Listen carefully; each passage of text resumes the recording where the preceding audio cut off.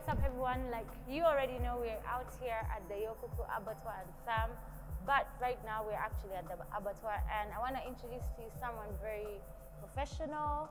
I'm called Godwin, I'm the production manager, HMH Rainbow, and I'm happy to take you around. As you see, we have a very modernized, state-of-the-art equipment here, and our core is production of fresh, frozen chicken. All right, so what's unique about the Yokuku Abattoir? This abattoir was planned right from the start.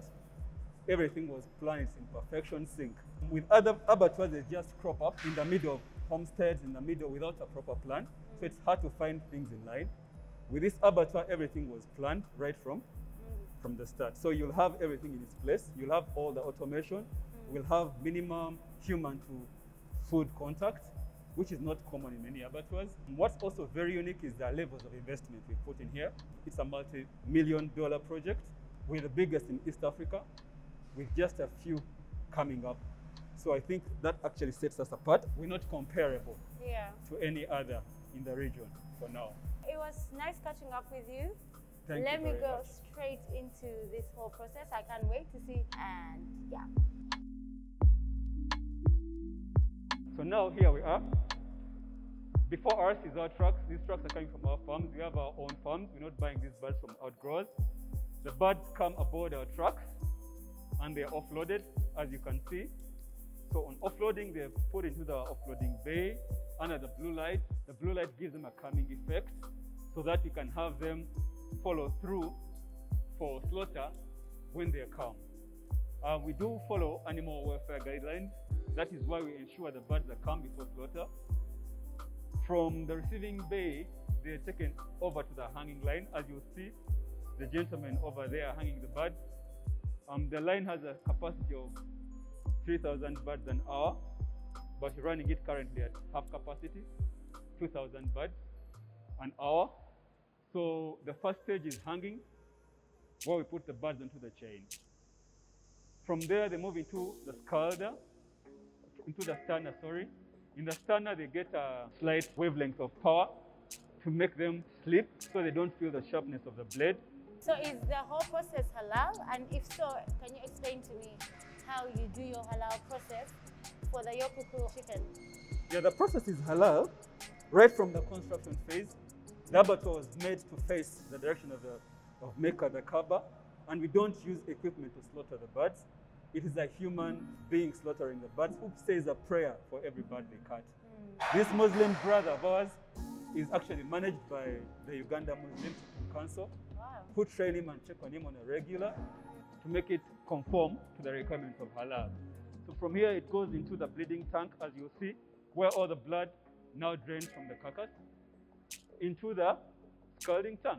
In the scalding tank, we're having a warm water bath to have the feathers soften a bit.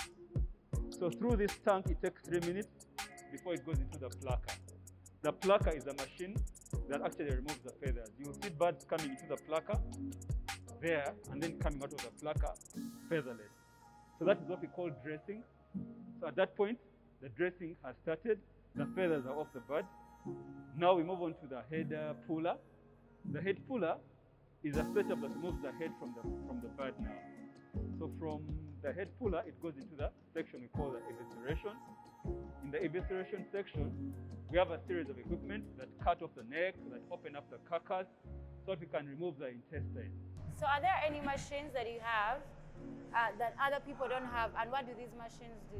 For example, we have a metal detector. Because we're using knives to cut chicken and all, chances are you could have a chip of a metal in the meat. So to ensure we don't pass that on to the customer, we've invested in a very expensive metal detector from Loma equipment in Europe, which detects ferrous, non-ferrous, and all other types of metals. You will see here we have a neck cutter that cuts and chops off the neck. We have the vent gun that drills and opens the opening at the back of the chicken, so we can access the intestine without bursting and rupturing the intestine onto the carcass. From there, we go into the scooping, where we actually scoop out the intestines to expose them for the harvesting of the liver, the gizzard, and the other byproducts. From there, it goes into the washing station, where it's safe for using hand to wash the carcass, so they can take off any spillages of blood that would have fallen on the chicken, to to still maintain the levels of hygiene, they have to put on gloves to ensure we don't have physical contact between the chicken and the human. I'm sure this kind of process requires a lot of water. Where do you guys get this water that the abattoir uses? Yes, you're right. It requires a lot of water, and not just water, but plenty of clean, high-quality water. So we have very big storage reservoir tanks. We drill our water from the core of a borehole, food-grade mineral water, but we don't take it for granted. We take it through filters, a series of filters. We UV treat it as well, and then we ensure it comes out pure and ready to drink. And that is the only water we use in the facility. We don't use any other. We use potable water, ready to drink. You can actually take it and you won't fall sick. So we use that kind of a level of quality in the water to ensure the product is clean. So over then to the next stage where we have the removal of the lungs. So removal of the lungs is done by way of vacuum sucking. So we have a vacuum sucking gun that sucks up the lungs from the carcass, as you see, and takes the lungs out of the plant. From then, the chicken moves to the cabin washer. In the cabin washer, there's high spray jet that actually rinse and wash the chicken to cleanse all the pores of any dirt that could have found refuge in the pores of the chicken. Out of the high pressure washer into the disinfecting pool of chlorinated water to kill off any bacteria that have still survived on the surface of the meat. Out of the washer, we go into the chilling process, where we strive to maintain the carcass chilled 0 to 4 degrees to prevent proliferation of bacteria, if any, has survived the process, so that we maintain a hygienic product for the end consumer. So this spin chiller here also has a slight level of chlorine, but what's important is it never goes above 4 degrees. From the spin chiller, which is a pool of chilled water, it goes now to the cutting tables where you have different portions.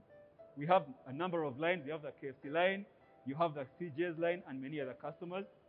So from those different lines, the products are cut up to spec of the customer, packed, and then taken to a room we call a blast freezer. The blast freezer has the capacity of running to -30 in less than an hour. So this quick freezing ensures we maintain the cold chain of the product to avoid any proliferation still of bacteria or growth of bacteria that can lead to spoilage of the product. So from there, it can go either for storage or direct to the customer. How much chicken can you store in the cold room? Speaking capacities, if it were not for our sales and our customers, we would actually have a lot to store. But we never get to store chicken, but we have the capacity to store over 40 metric tons of chicken frozen. But we don't do that because as soon as we produce the chicken, it's always going out. So, but should we ever have to store it, we'll do that. So we have all that much potential, which we're not realizing for now because of the fast-moving market. So from the cold storage, the chicken is now frozen. It is loaded onto our trucks. We have 40-foot containers and a fleet of trucks that now load out from our abattoir. So our product comes from here to the distribution center in Bugolobi, which has a capacity of holding over 400 metric tons at a single go still. So from there, we can still set up our exports and our domestic products in a well-stacked system where all our customers now can place orders and access the product.